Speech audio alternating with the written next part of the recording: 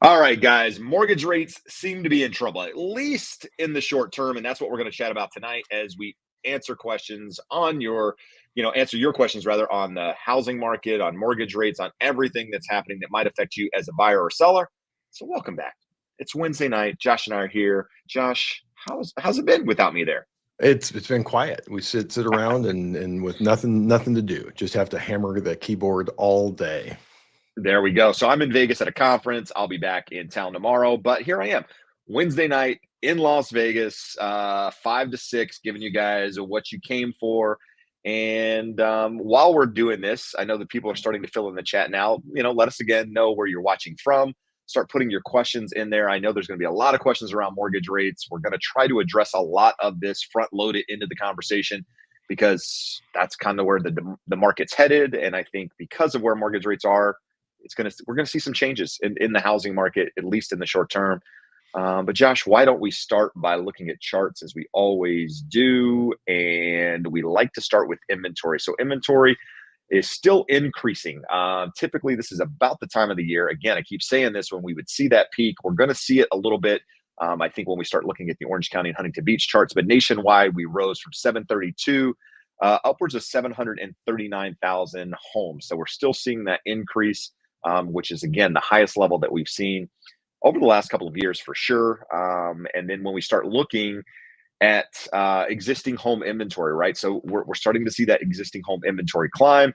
And this is kind of the first crest peak, if you will, Josh, that's higher than the most recent peak, right? So we're starting to see it go the other direction, whereas for the last however many years, it's been in a downward trajectory, the last 10 years or so. Yeah, if you look at it, it's still way lower than what it should have been or has been historically. But when you're looking from like sort of a technical analysis perspective, which you don't really apply to things like the housing market, those lower lows, consecutive lower lows, tells you the trend is still down. And now we're seeing higher lows, and it'll be interesting over the next several years to see what that looks like. Yeah, and I'm not sure if we have existing home sales in here today because it did get reported this morning. Do we have any charts in here, Josh? I don't know. But Yeah, anyway, we're yeah. okay. Yeah, we're going to look at that, and we're going to see basically the lowest level of sales, seasonally adjusted that we've seen, and I don't know, maybe ever. I think is it might be at least since the housing crash. But with that said, I think nationwide inventory is sitting somewhere around 4.2 months. Again, it's all relative, right? Have to understand where we're coming from, and we're going to talk about that a little bit more. Orange County, sitting at 3,620 homes. That's down just over 1% week over week. Huntington Beach at 230. That's down about 4.35% week over week. So have we seen the peak in Orange County and Huntington Beach? My guess is if not, we've got to be very, very close to it. I think this rise in rates recently, seeing homes come off the market, I think we're probably towards that peak for the year. But again, we need more than 1 week to be able to justify whether or not it's a trend. 1 week is not a trend, believe it or not, but we will, continue to watch it and continue to update you guys. New listings sitting at 60,361 new listings this week. Unsold listings. I don't have the immediate sales, but we always have, properties that are new listings that go immediately into contract. Again, this is weaker numbers than we saw last week in the same report, but it's typical, right? We start to see the new listings, the market slow down as we move into seasonally adjusted that time of the year. So existing home year over year, Josh, this is what we were talking about a minute ago. Anything you want to add on this? No, just looking at where people like to focus on the year over year change in inventory, and it is high. It's higher than what we've seen, all the way back to the GFC in that 2006, 2007 timeframe. The red line is probably a little bit more important here, shows that we're getting back into that range of, like you said, 4.2 months right now, that 4.5 months. If you go back and look at 2015, 2016, 2017, 2018, those were years where we had appreciation, but it wasn't this crazy runaway appreciation that we've seen over the last few years. So if it settles in here and doesn't pump up to that 6 month range, which is largely going to be dictated by affordability going forward, which a month ago we thought we had under control. But we'll get to that when we get to interest rates.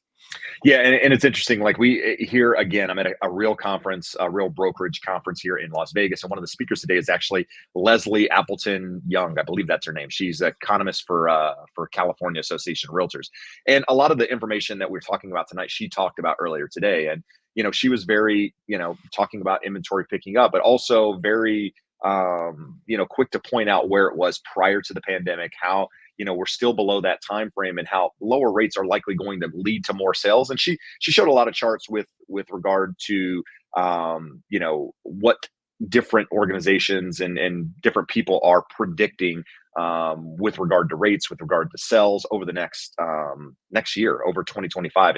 And we're going to talk about rates, but her analysis and her stuff says that the majority of people think rates are going to be in the fives, and she agrees with that in 2025. Where in the fives, hard to say.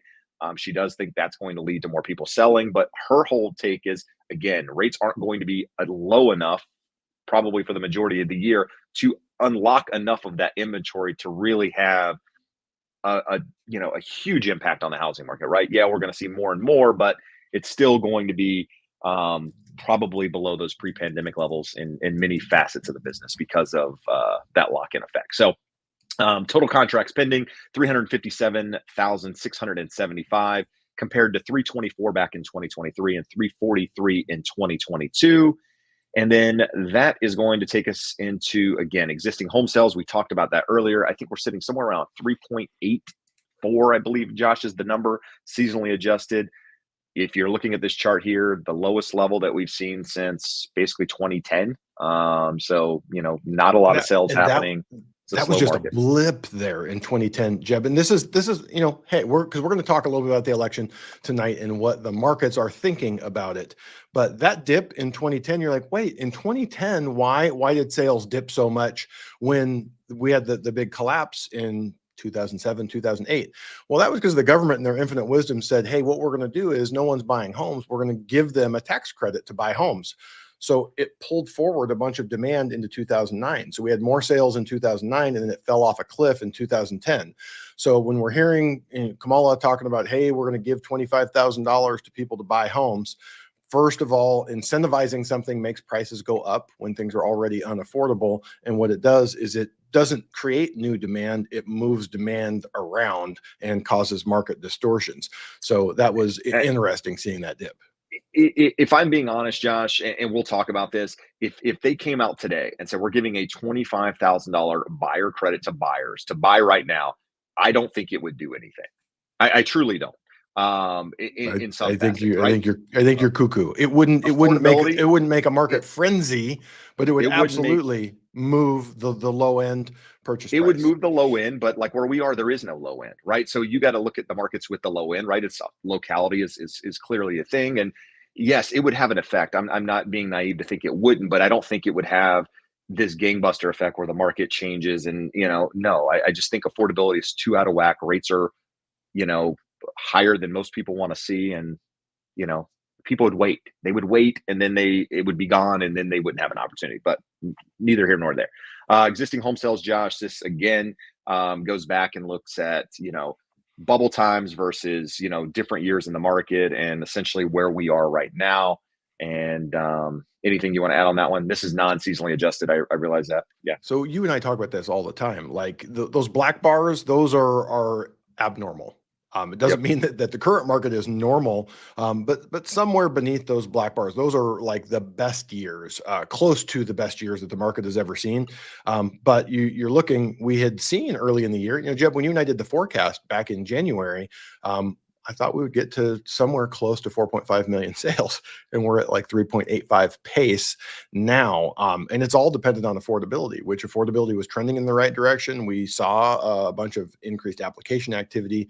We saw increased demand for a brief period of time. We need to get rates lower, affordability higher for a sustained period of time. I mean, we really had about a month worth of rates where people were feeling like, okay, this is starting to get affordable. We need that for 3, 4, 5, 6 months to get back. And then bam. and then bam, it's gone. Like, just gone. Again, inventory went from 732 to 739 last year. Same week went from 546 to 554. So you can see the difference there, up what, 34, 35% or so. Actually, a little bit higher, maybe 37, 38%. All-time low was at 240. All-time high is where we sit right now, or at least for the last, 5 to 6 years, sitting at 739, 434. Context, taking us back to 2015, we were sitting at 1.171. So almost, close, you could say 1.2 ish, somewhere in that ballpark. So we're still well below that. But as rates stay higher, if this were earlier in the year, inventory would probably pick up a lot. But I think because we're later in the year, seasonality, some of those things, you naturally have that runoff effect anyway. And so inventory is not going to increase at the level that it would have in another part of the, another time of the year. But it's we'll see, right?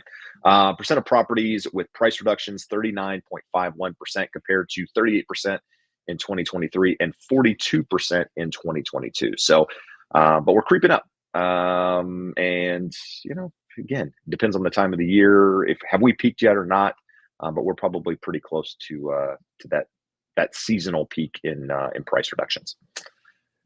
What are we looking at here, Josh? We talk about often median. We don't love median just because it's distorted by the mix of sales. As prices go up, more people buy cheaper homes, so it can show a number there that is sort of skewed. But you can see here that the correlation between median price and Case-Shiller, which is a paired sales, repeat sales index, they're pretty consistent. And you can see that Case-Shiller follows pretty closely behind it. So I think it's another week or so before we get the Case-Shiller data. Definitely trending down.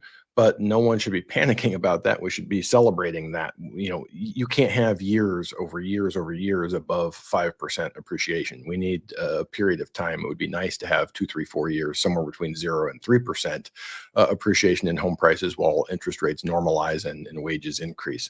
And speaking of, Leslie, that we were talking about earlier, Appleton Young from Carr, she said, she showed a chart of appreciation predictions, forecasts, if you will, for 2025, and it went anywhere from just above 0.9% or something like that, upwards of like 5%. I think the average between like 11 or 12 different organizations was probably about 3.5% in appreciation is what they're expecting in 2025. So just for context. All right, Jeb. So we'll get to the fun discussion here on interest rates. This is from David Rosenberg put this out this morning, and it was funny. I saw almost the exact verbiage in someone else's report. So either they read him or they were both thinking very similarly. So the factors impacting the recent bond market trends. So the bond market has succumbed to a variety of forces over the past month. One, the Fed moved too far in its recent rate cut. I don't necessarily agree, but in retrospect, they surely could have done a quarter point and been a little more measured in their pace there. A reassessment of how much more easing is needed. The funny thing, Jeb, you go back 2 jobs reports ago and people were calling for a panic intermeeting Fed cut. And now we have one last month that was largely impacted by seasonal adjustments. You take away the seasonal adjustments from last month and we had a negative jobs report, but now we got to go much slower. This economy is really, really strong. A string of better than expected economic data and investors latching on to reflationary trades they think will work in the event of a Trump win. So we don't talk about politics here, but we do talk about the things that are impacting interest rates. And it is undeniable at this point that some market sentiment, some somewhat crazy market sentiment is considering a Trump presidency to be likely to be inflationary, which the funny thing is we've seen the Trump presidency. He hasn't changed what he wants to do. Yeah, but explain, like, it's not just him winning. It's the whole, it's getting both, House and Congress and being able to basically pass anything through, right? 100%. And we've talked about this before. Like, if you're a Trump supporter, but you also want a reasonable United States and functioning markets, you should hope that the Democrats can hold either the House or the Senate.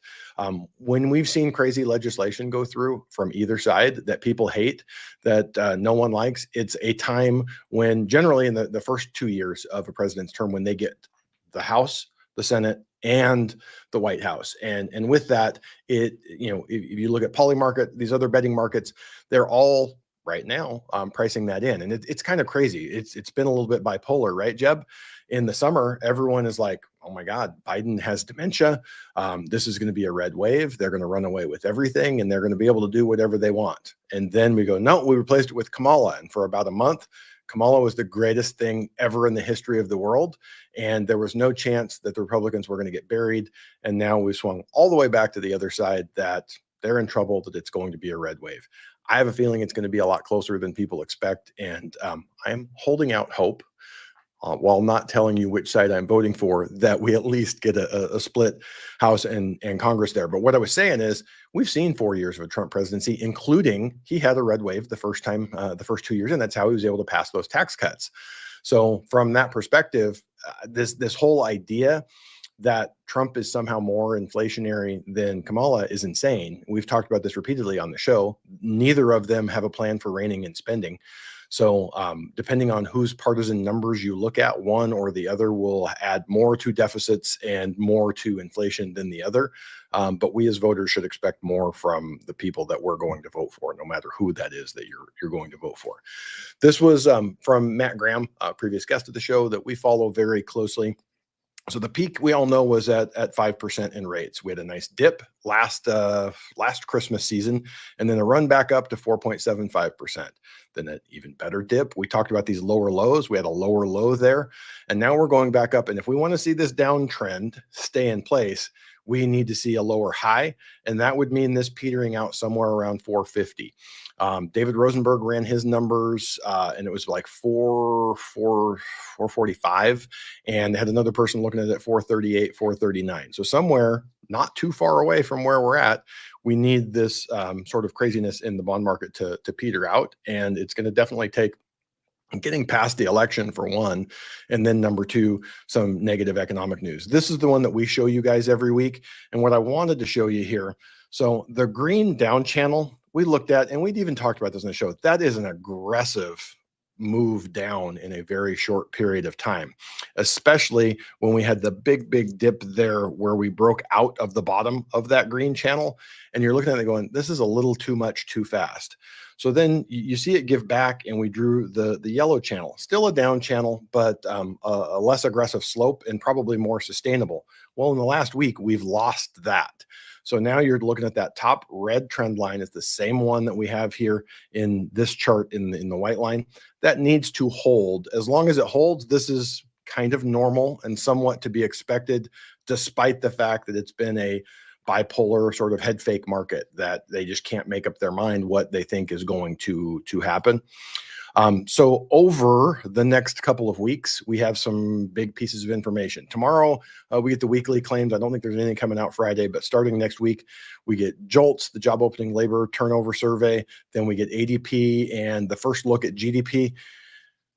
Every analyst that I follow is looking at the numbers, looking at the Fed beige book, looking at all of the private data and saying, this feels a lot like a 1.5% economy, yet we keep seeing these numbers that the Fed puts out that is in direct contradiction to their own beige book, where they do the survey of all of the regions that the Fed serves and look at it and go, it's a pretty slow economy, but then we're looking at 3% growth, and it'll be interesting to see where that shakes out. We get the jobs report on November 1. Of all of these, that jobs report is probably the most important one in light of the shockingly strong number last month with those big seasonal adjustments. November 5th, we get the election, and 2 days after that.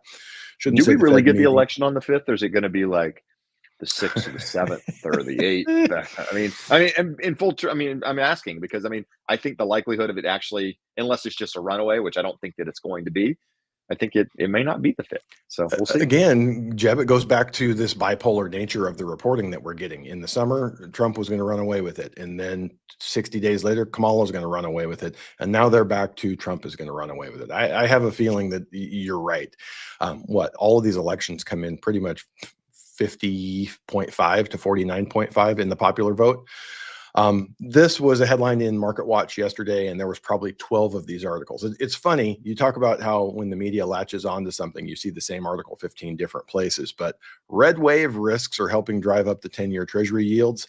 And then the fun one down here, Jeb, rising bond yields reflect solid U.S. economy in addition to the risks of a red wave election. So I wanted to throw this in here.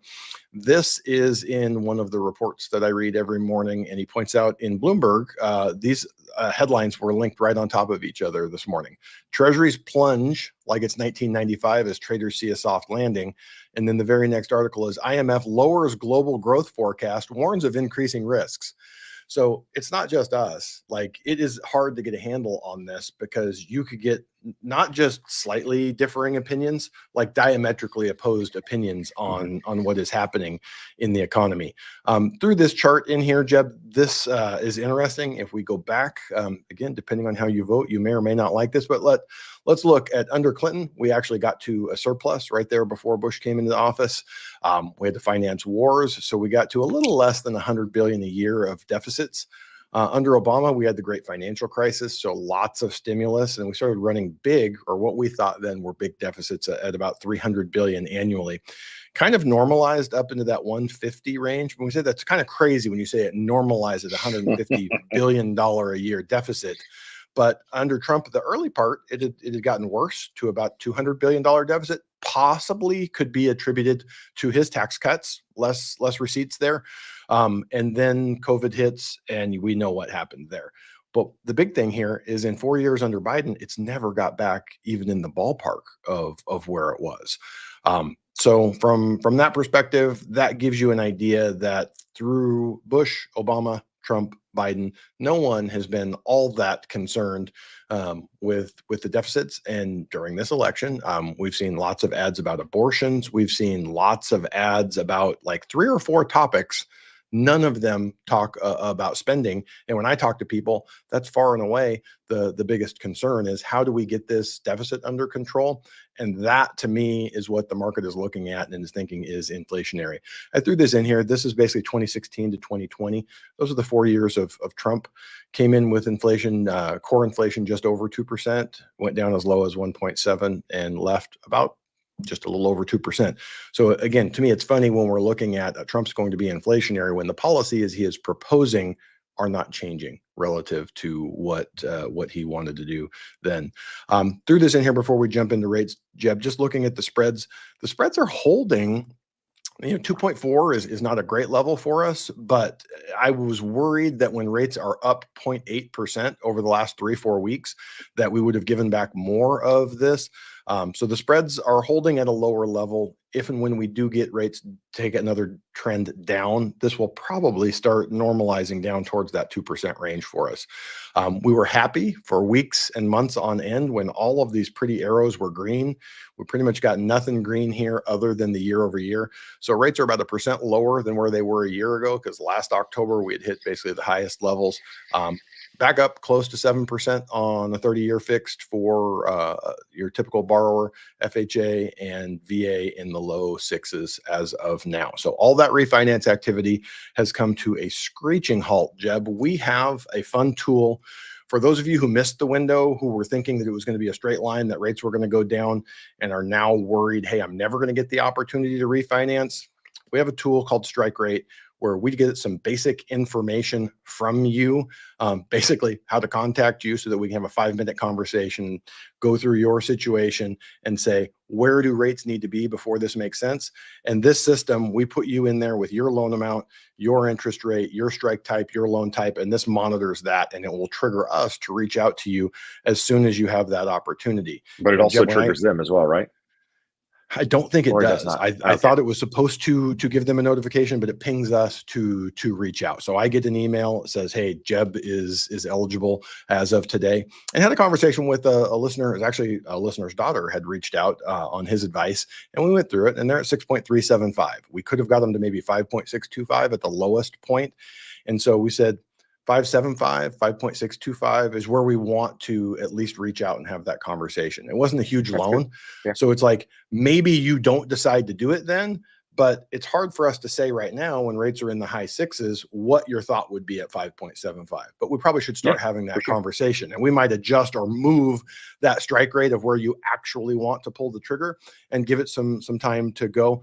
And what I'll do, Jeb, we have another form that will allow you to actually upload your mortgage statement. So I think I have a banner in here. Let's swap that one out just for a second. This is on the podcast website. It goes through the same system and pumps it in there. So basically just going to gather your name, phone number, email, and it gives you an opportunity to upload your mortgage statement there where we can put you in on that strike rate. And again, it's like a 2 to 5 minute conversation just to say, okay, where do you want rates to be when we reach out and then start having that conversation? And for those of you listening, it's theeducatedhomebuyer.com/P/rate watch, one word. So theeducatedhomebuyer.com/P/rate watch will get you to that.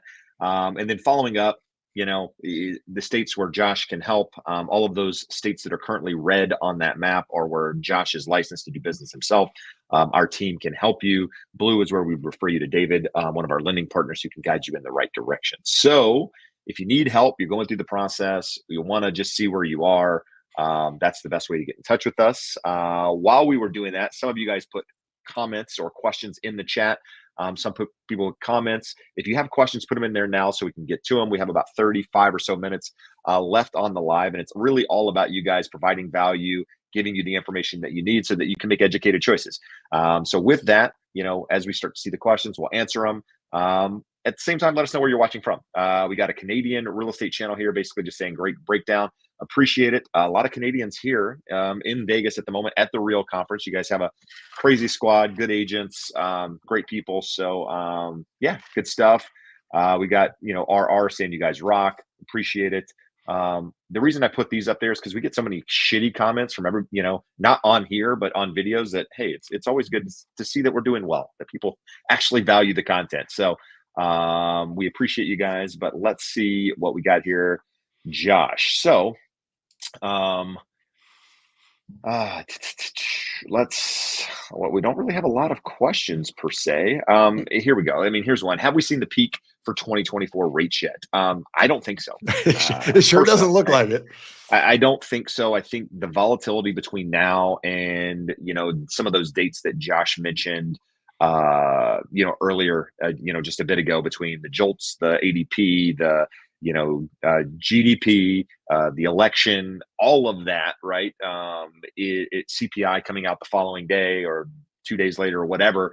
Those are all very important and can definitely determine what happens in the market. Unfortunately, the data at the moment is not supporting lower rates. And until you see something, which again, we're a week out at least before we see anything, you're not going to see.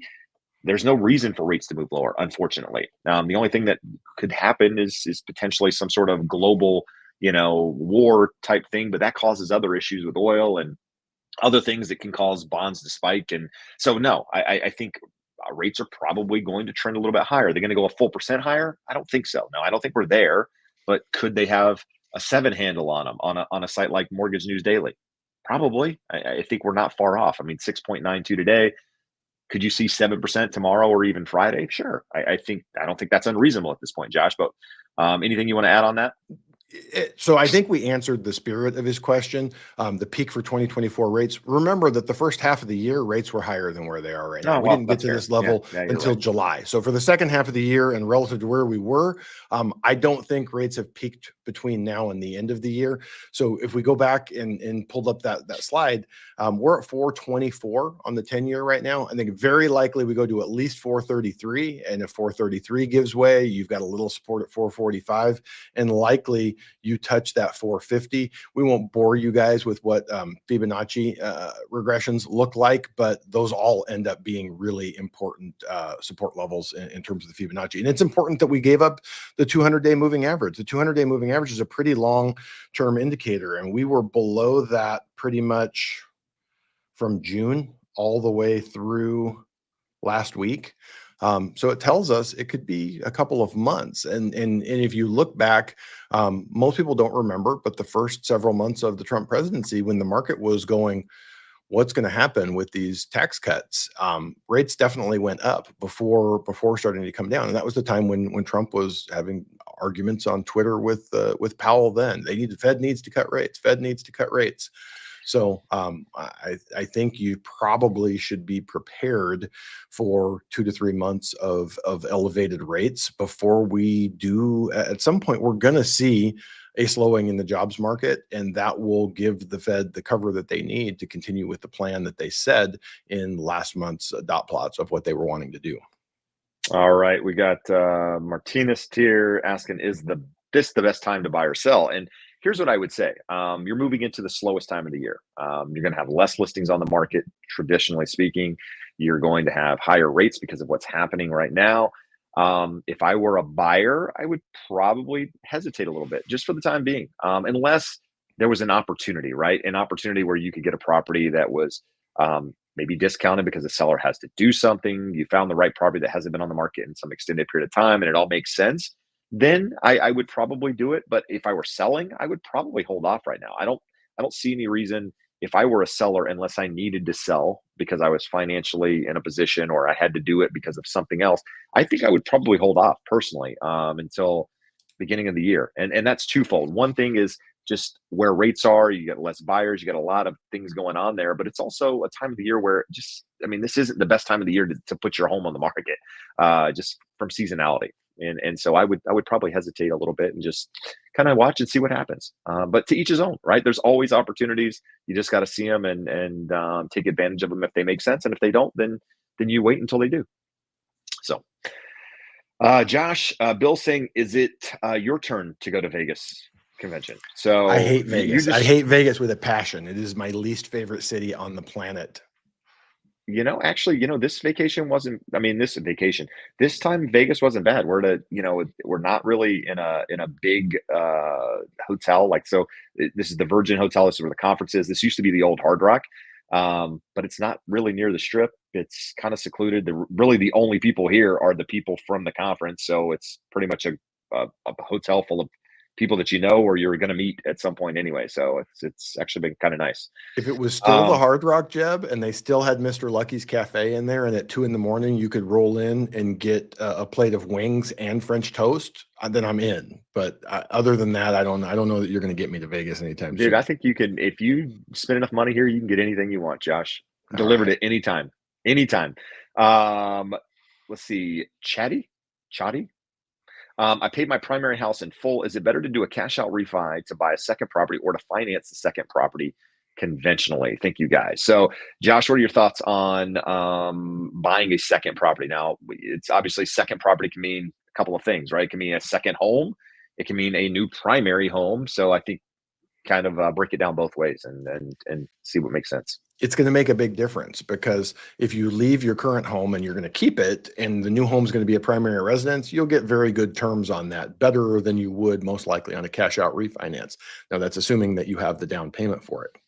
Now, if it's a second home as a vacation home or truly an investment property, either one of those are going to require a good sized down payment, and they're both going to have higher interest rates. About 2 years ago, the FHFA told Fannie and Freddie that they need to match loan level price adjustments between investment properties and second homes.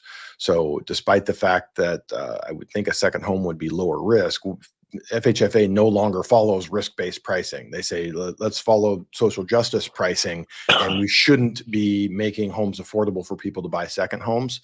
So let's increase those costs so that we can subsidize costs elsewhere versus actually measuring the risk in those loans. So it does matter from that perspective that either a second home or an investment property is going to have a higher interest rate. So if you look at that, if one's going to be a primary and the new one's not going to be a primary, that's probably going to be your best bet for how to finance. Awesome. Don't really have a lot of questions here, so I'm just gonna, until you guys put some questions in here, we've got Lydia from Phoenix watching, G Money from Savannah. We got Point Given from Westchester County, New York. So we got a big variance here. Got somebody I went to high school with in here, Josh. What else do we have? We got Phoenix again. We got Minnesota, MQ from Minnesota.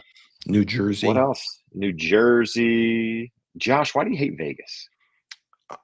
It's the Yeah, worst. he's against sin. That's it, Joyce. Exactly. It's Sin They City, don't and have he good hates sin. churches. They do not have good churches in Vegas, so I'm not down with that. Yeah, The see, there the you go. traffic, the 9 billion people having to walk everywhere, the nine Oh my, billion he's people. Did lazy, I dude. This mention the guy. 9 billion people?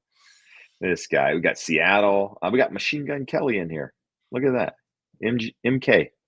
Um, Yoruba Valley. Anyway, let's do this. We got Nico saying, considering selling a property, buying a new one as I move from London to Ottawa. Just want to get your thoughts on this. Do you think it's a good idea now, rent, sell later? I don't know Canada well enough. Some of the data that we saw today from the economist that I mentioned earlier, she basically said, when you're looking at Canada, kind of look at it like the US in the sense of cyclical and what is likely to happen. So, in her opinion, rates will continue to trend lower into next year at some point, which is going to get some more sales, and you're probably going to have appreciation continue to go up annually. Now, is it going to be 5+% annually? No, it's going to be probably in the low single digits.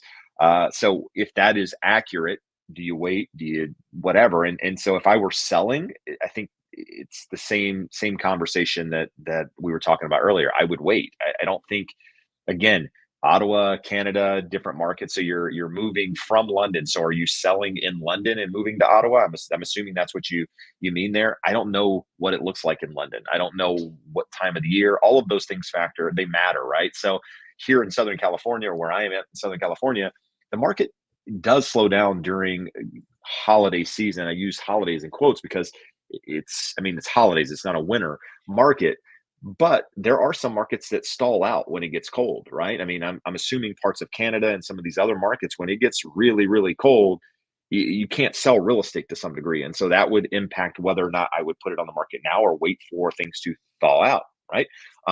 So that's why you got to talk to a local pro on that sort of thing. If you were talking in my market, I could guide you. I'm not there. I know agents in Ottawa that I could refer you to. London, I don't have anybody, but if you need help, reach out and I'll do the best I can to guide you there. How far is it from London to Ottawa? Aren't they relatively close to each other? What's that? Aren't they relatively close to each other? I have no idea. You're not up on your geography of Canada? No, I'm not. All right, How are they close to each other? I'm going to Google it and see how close they are. Yeah, not far. Well, I'm dumb. 5 hours, 54 minutes. It's 576 kilometers. So I think you're definitely going to have to refer them to what do you mean by two close? separate agents. Yeah, here we go. Anyway, let's go into, do we have any? We got another question here. Some of the Antonio's asking, which loan is better for the same house? A $325,000 loan with a 6.8 interest rate, no closing cost assistance, down payment is FHA 3.5%, or a $363,000 loan, no down, closing cost, 0, using a USDA loan, interest rate 3.625. For me, no brainer. I have 363 versus 325. That's a completely different property, right? Yeah. How are we talking about two different properties? Where are we getting a 3.625 interest rate? Are we assuming a USDA loan? I'm just thrown off all the way around. Yeah, I don't understand how the same house is a 325 with 3.5% down and one's 363 with no down, because there's a bigger variance there. So let us know. We'll try to answer that. What kind of interest rate are we looking right now on FHA, Josh? Somebody that's got, say, above 680 credit score. You're most well qualified. Clinging just below 6%, 599, 5.875, maybe. Okay. And someone asked earlier, Josh, VA. I don't remember the question specifically. I'm trying to find it here. Oh, best educated guess where VA rates can be essentially 2025 after 2 more rate cuts. So we say at the beginning of 2025, well, what are we talking about? Like, it sounds crazy. We've got 70 days left in this year. So it's 2 months. If we go back and look at that chart and the uncertainty around the election, Jeb pointed out that we may not have certainty the day after the election, but by the end of the year, we're going to know who's getting inaugurated in January. But again, if you look, that whole first quarter of a new presidency is sort of clouded by the market going, what are they going to do? What impacts is it going to have? What is it going to look like? I think we're going to sort of have this cloud of uncertainty until the middle to end of the first quarter, unless you see a big weakening in the data between now and then, which I don't discount the possibility of. So I wouldn't count on things being better. I would think likely to trend a little bit worse and then just kind of flat in this same no man's land where we've been for the better part of the last year and a half. All right. We've got a question here saying, "What's up, fellas? Been in contract since mid-August. Basically, was at 5.625 at that time, with a closing date in mid-December. It's a new build. Rates are now 6.5%, which essentially knocked them out.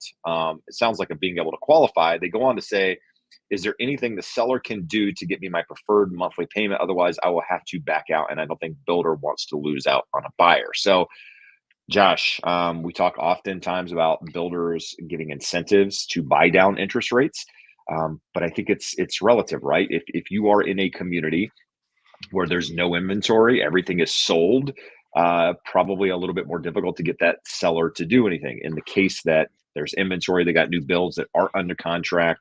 It's not, it's all spec building type stuff.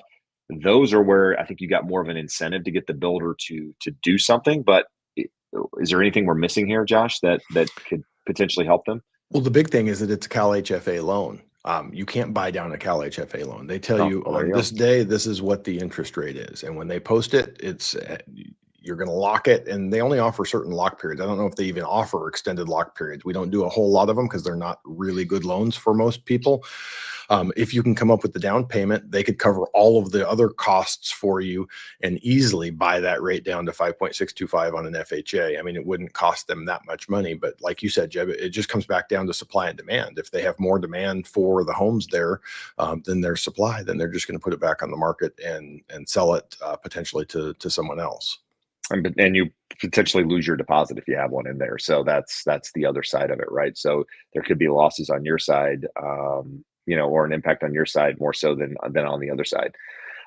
Taylor asked a question here that I guess we didn't see. Says currently buying a house, 355,000, 6.875, 30-year, 5% down, no PMI, 4%, 4,000 closing costs, 3,500 in seller point credit. So I don't see a question. Is there a question associated with that, or is there just a comment? Is that a decent rate for amount of points paid? So do I need to put that back up there, Josh? Did you see it? Yeah, Did you? I don't. So I'll put it back up there. There we go. So essentially, paying 4,000. Well, they're getting 4,000 closing cost assistance. So they're paying $3,500 to basically get a 6.875. Is that a good deal? So seller point credit. So the seller's paying that. If the seller's paying it, who cares? The rate is average, but no PMI is valuable, and $4,000 of assistance on that loan. It's basically they're giving you a little more than 1%, which is the equivalent to maybe a 0.25% in interest rate there. Yeah, I'm a little thrown off by 4,000 in closing cost assistance and then 3,500 in seller point credits. If they're giving you assistance, then they're just charging it in points. It's kind of a wash. Overall, generally, when you see these programs that some credit unions offer, they're good, not great. I look at it. I don't look at it and go, "Oh my God, that is an amazing loan." But I look at it and go, "It's good. It's good." You look at the monthly payment; it's not going to be bad at all. All right, there we go. Maria says, "I need to sell my house and buy another house. Do I have to pay two realtors in the process and need to be the same realtor to buy and sell?" So let's start with the second part. It does not need to be the same realtor to buy and sell. In the case that it is the same realtor to buy and sell, there's probably an opportunity for some sort of discount in compensation. But typically, the answer is yes. You would pay an agent to sell your house, and you would pay an agent to represent you, and or get the seller to cover that cost in some fashion, right? Or at least pay part of it. So there's a couple different strategies there. Essentially, four ways a seller can pay for compensation, or compensation can be paid rather. And so, if you're buying in the same market, I would almost tell you or try to persuade you to use the same agent to help you buy, because I think there's a greater opportunity there for negotiation on your part. Hard to say 100%, but either way, if you need assistance, you need a realtor, you want to talk to somebody to buy or sell or whatever, use that referral link. Happy to connect you with somebody I know. In fact, I'm networking with 1,000 agents here in about an hour. I have a white party tonight, Josh. I'm wearing all white. That sounds You should fun. see. That You sounds should fun. see these pants that my wife ordered me off Amazon. These things could fit a much smaller man than me. So it's like your normal shorts that you wear. No, not short, tight. I don't wear clothes like this. And let's just say I look like a millennial. So with There might be some pictures floating around the internet later this evening. If you don't follow me, you probably should, and I'll show you. But nevertheless, so we don't have a lot of other questions here, Josh. Willing has a Am I missing? question, Jeb, that's going to Let's allow hear it. you to pitch a video that you recently did. All right, let's How see. can some lenders promise that a borrower can do a refinance and not charge them any closing costs when they come back down the road? Lost a deal because of that. Willing is either a processor or a loan officer for those of you who don't watch every week. But Jeb, how do some lenders have this magical ability to promise people free refinances in the future? Because they essentially overcharge you on the refinance by either building it into your loan, giving you a higher interest rate. There's multiple ways that it can be done. At the end of the day, there's no free lunch in refinancing and anything. There are costs that are paid. It's just a matter of how they're getting paid, right? So if you're not paying them, then you're either getting a credit from the lender to pay them, or they're being added to your loan amount and you're paying them that way. Or in some cases, you're taking a higher interest rate than you might otherwise take or might otherwise be able to get.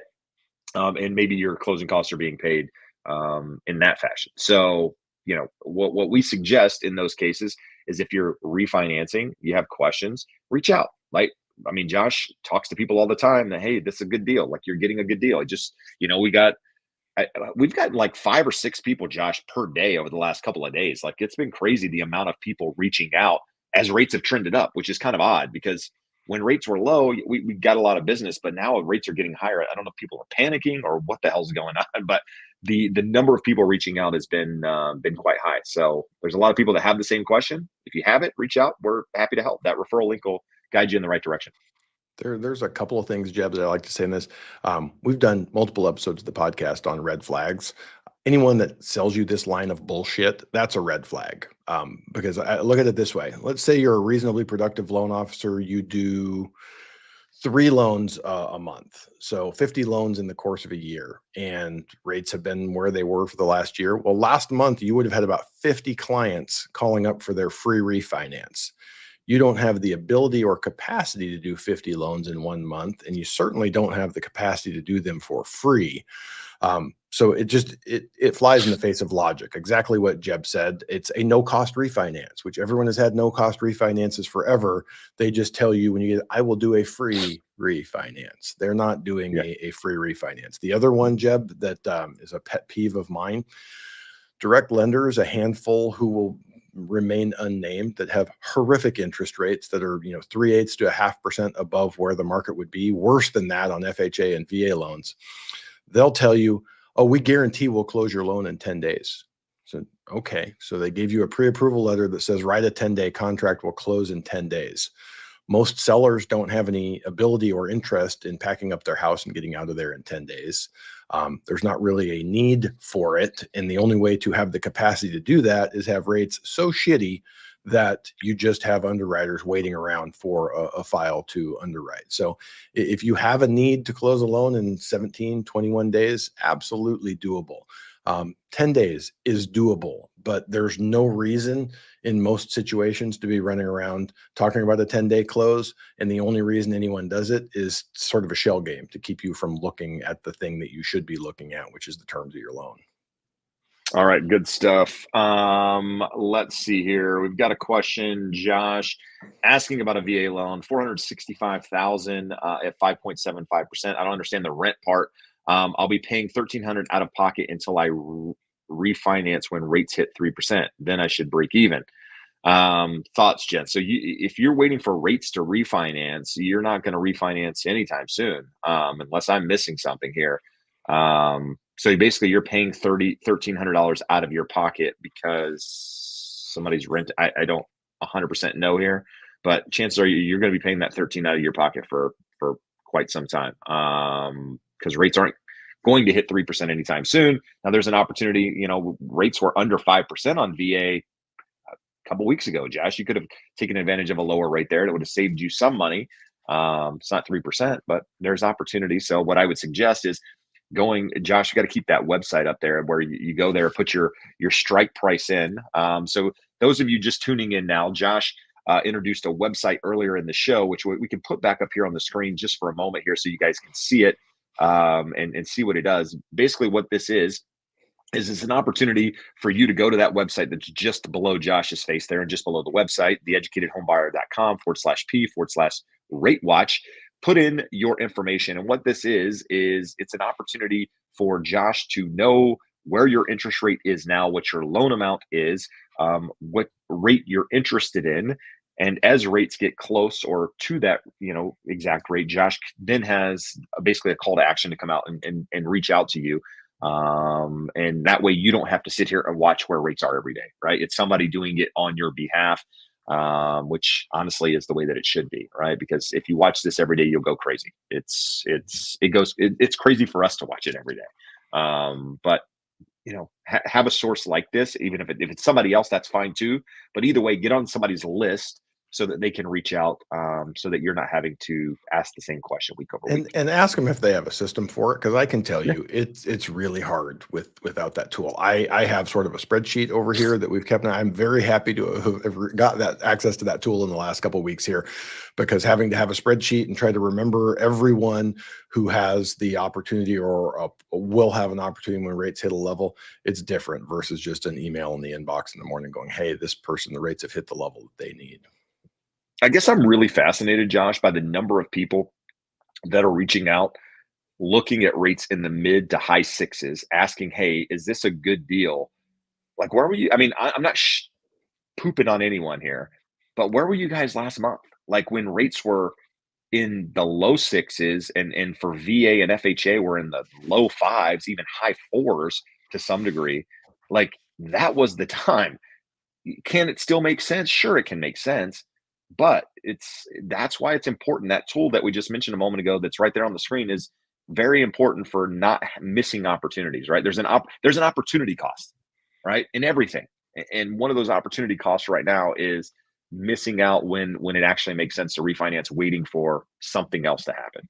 And so, yeah. Anyway, that website I'll have to. If you 100%, like Jeb, the biggest conversation, well, I'm going to hold off. Rates are going lower. I'm going to wait. It doesn't make sense to do it now. I'm like, well, you have a $325 monthly savings on a no cost refi. Yeah, but they're going to go lower. I don't want to have to do this a couple times. So when rates are going down, and for the better part of 3 months, every day, better, better, better, better, week after week, better, better, better, that's what people start telling you. And then they go the other way, and you feel going, oh my God, can we lock? Did you get my lock last night at midnight when I completed my loan application? No, I was not awake at midnight locking your loan when you did your loan application. So it's just like, it's bipolar. It's like two sides to it. And if you have a smaller loan and the savings isn't that large, totally get it. But we need to have that conversation. And it's almost good now that rates are a little bit higher, because we can have a low stress conversation where we're not talking about, no one's trying to sell you on a refinance. The girl I talked to today, her rate would be 6.625 today. She's at 6.375. There's no conversation about should you refinance. It's at what point would it make sense? We can strategically sit back and say, here's the approximate cost of the refinance. Here's what it would look like in terms of monthly savings.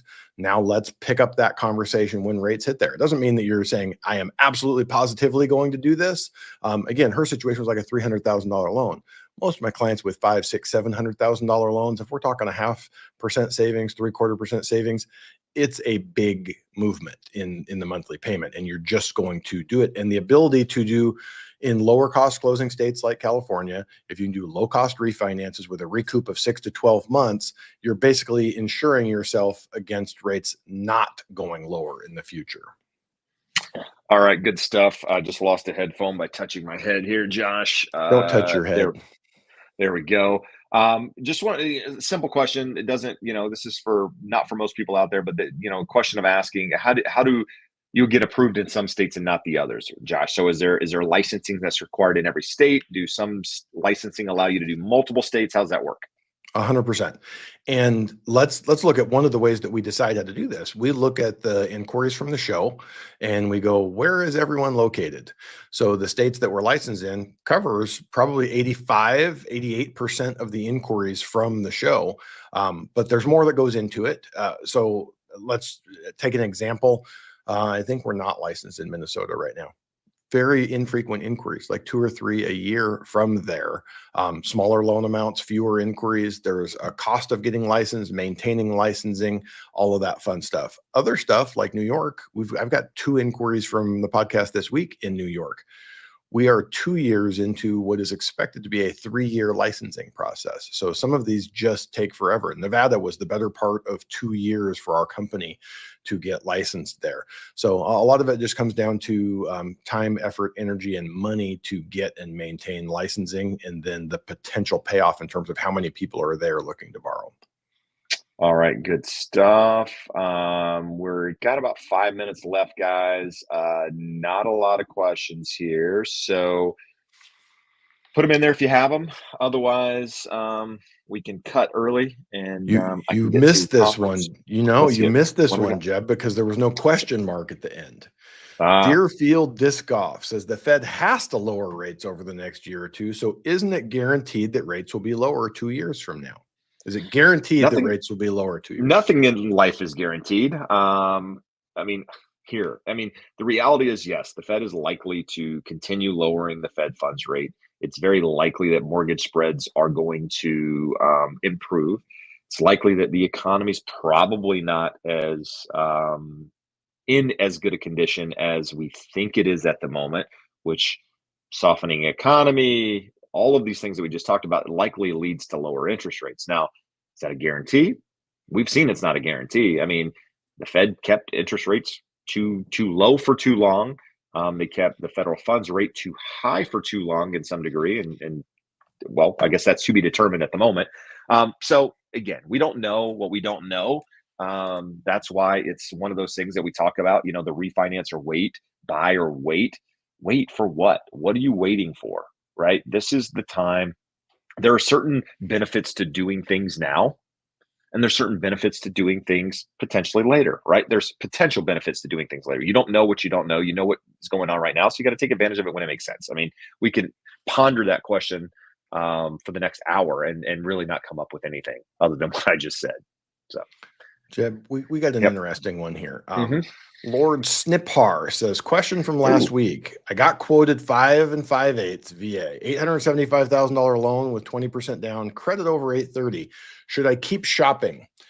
Well, the answer is you should have locked the interest rate last week when you got that quote. I am shocked at how many people do this. They're going to do this shopping process and they're going to call one lender. And then 3 or 4 days later, they're going to call another lender. And then a week later, they're going to call another lender. It could work out the other way. Rates could have been going down and they could be better today. And I get that. We'll talk to someone and then 10 days later, they call back or we follow up with them. Hey, I haven't heard back from you. Oh, I got a better quote. Okay, cool. What was it? All right. When was it? Yes. Well, you realize that rates are lower from when we talked 10 days ago. So we've said this 1,000 times.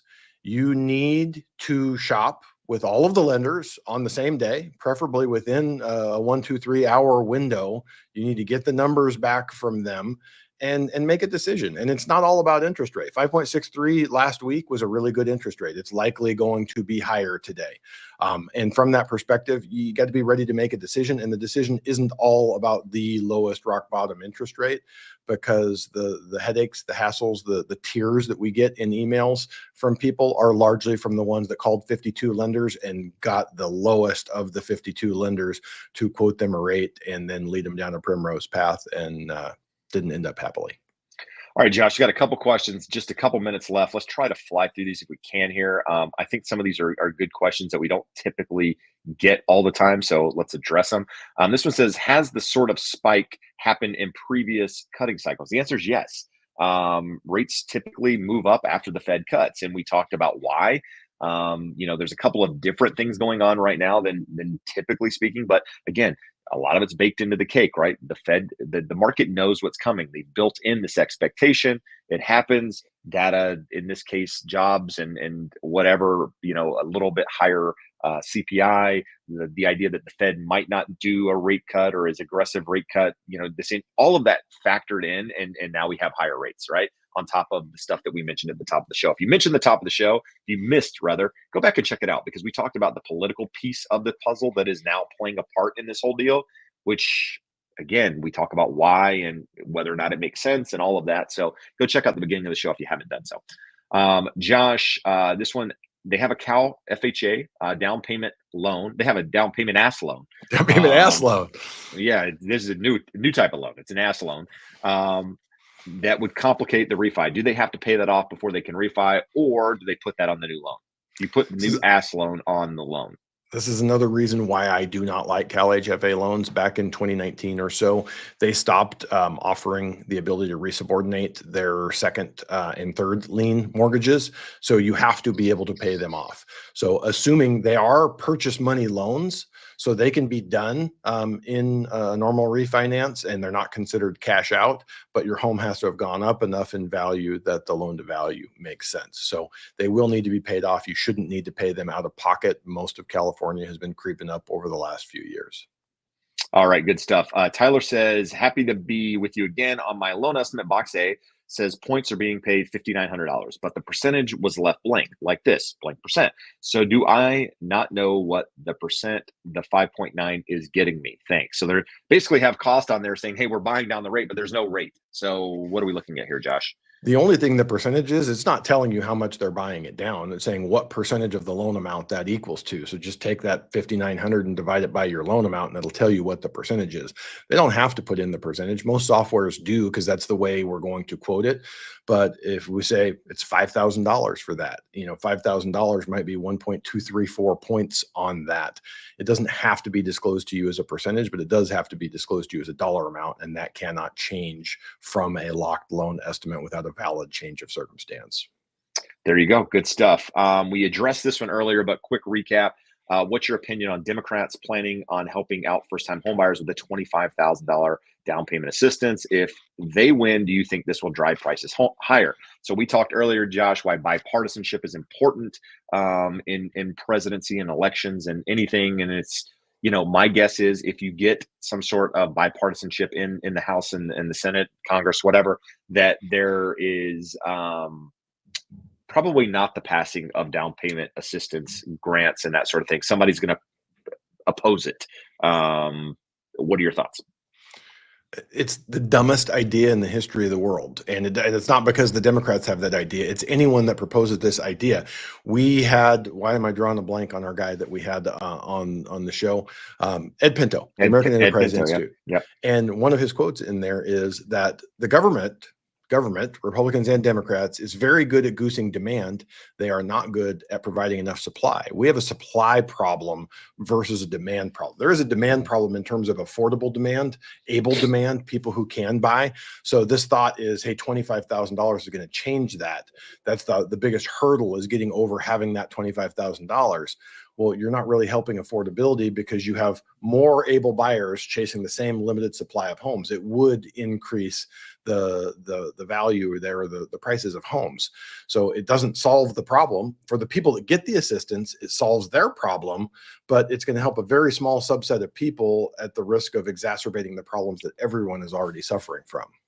All right, we're going to do another question here. But before we do that, if you find any value tonight, do us a favor, hit the thumbs up, like the show, subscribe to the channel if you haven't done so. If you need help with mortgage assistance, check rates, you want to get pre-approved, jebsmith.net/referral will get you in touch with Josh and our team here to help you with that. Josh, this question here, is it common that preferred lenders, we'll use the quotations there, often offer higher rates to offset incentives?